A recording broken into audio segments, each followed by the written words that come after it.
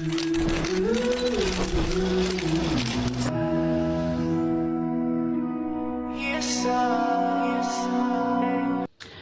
semuanya, saya Dishin Junior Laleno. Di konten atau video kali ini, saya akan membahas tentang cybercrime. Seperti yang teman-teman tahu, di zaman yang sekarang ini, teknologi benar-benar sangatlah maju. Bahkan, banyak sekali teknologi yang telah dikembangkan untuk membantu dan mempermudah manusia. Akan tetapi, masih aja manusia yang menggunakan teknologi untuk melakukan kejahatan. Maka dari itu, di video kali ini, saya akan membahas 9 penyalahgunaan teknologi di negara kita, Indonesia. Oke, di kasus yang pertama ini terjadi pada bulan Mei 2023, yaitu terjadi pencurian data bank Syaira Indonesia. Diretas oleh peretas yang berasal dari Rusia, yang dinamai dengan sebutan Lockbit. Cara Lockbit untuk mencuri data tersebut adalah mereka melumpuhkan server dari BSI. Dengan lumpuhnya server BSI, mereka memanfaatkan dengan mencuri sekitar 1,5 terabyte data pengguna BSI.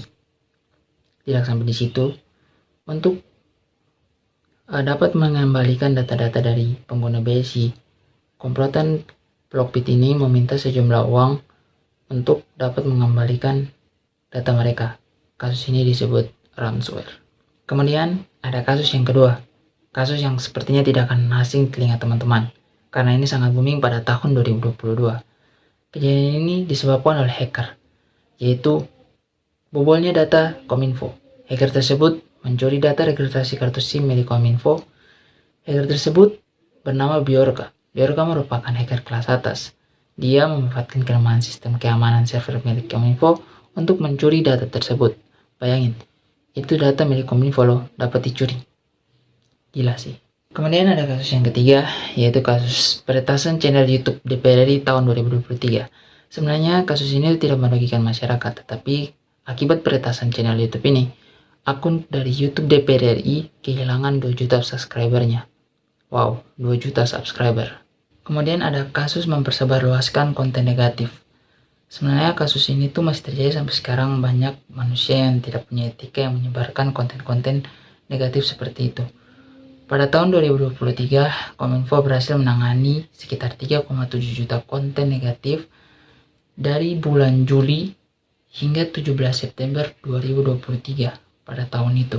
Bayangin, 3,7 juta konten negatif. Kemudian, di tahun yang sama, Kominfo dan DPD berhasil memblokir atau menangani situs judi online. Sebenarnya kasus ini bisa terjadi juga karena banyaknya pengguna situs judi online. Jika sedikit yang minat dalam judi online, saya yakin para bandar itu tuh akan tidak lanjut untuk bisnis seperti itu. Jadi menurut saya juga itu bisa terjadi karena masyarakat tersebut. Kemudian ada kasus yang menarik, yaitu Indonesia dan Jepang memperkuat kerjasama untuk mencegah penyalahgunaan teknologi dalam aksi terorisme. Menurut saya jika aksi ini terjadi, ini akan menjadi ancaman besar buat Indonesia. Karena orang yang membuat aksi tersebut pasti adalah orang yang sangat berani dan sudah memperhitungkan ini sejak lama. Dia sudah merencanakan ini dari lama dan akan melakukan aksi tersebut. Jadi, kerjasama antara Indonesia dan Jepang ini sangat-sangat menguntungkan buat Indonesia untuk mencegah hal-hal tersebut. Kemudian, kasus kebocoran data ASN pada tahun 2024. Data yang bocor tersebut berisi informasi pribadi seperti nama, alamat, dan nomor telepon. Kejadian yang terjadi pada 10 Agustus 2024 ini berawal dari unggahan peretas anonim bernama Topiax di Bridge Forums. Pada tahun 2024 itu terjadi dugaan kebocoran data ASN sebanyak 4,7 juta data.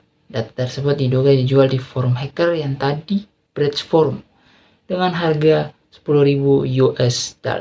Kemudian ada kasus yang berikutnya, seperti yang teman-teman dengar tadi. Di kasus yang pertama, ada yang namanya Lockbit. Di kasus ini, ada juga yang namanya Lockbit, tapi namanya berbeda. Namanya ransomware Lockbit 3.0. Lockbit 3.0 ini adalah lanjutan dari Lockbit yang sebelumnya. Lockbit 3.0 ini menyerang PDNS atau Pusat Data Nasional Sementara yang membuat dampak pada 210 instansi pusat dan daerah.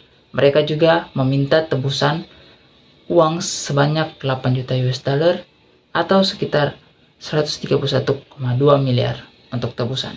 Dan di kasus terakhir, kasus yang menurut saya peretas atau hackernya ini lagi gabut atau memang lagi pengen mempromosikan bisnis dia, yaitu masuknya konten judul di akun pemerintah. Bayangin, konten judi online di akun pemerintah. Ini bisa ditarik kesimpulan bahwa memang dia lagi pengen mempromosikan akun judi online dia atau website milik dia agar banyak pengguna. Baik teman-teman, itu adalah 9 kasus penyalahgunaan teknologi di negara kita, Indonesia. Sebelum video ini selesai, saya mempunyai pesan-pesan buat teman-teman. Belajarlah dengan sungguh-sungguh agar dapat menggunakan teknologi dengan baik. Ingat, kita adalah generasi muda. Kalau bukan kita, siapa lagi yang akan menggantikan pendahulu kita? Jangan gunakan teknologi untuk melakukan hal-hal kejahatan dan merugikan negara. Melainkan, gunakanlah teknologi untuk membuat hal-hal yang baik dan menguntungkan buat negara. See you.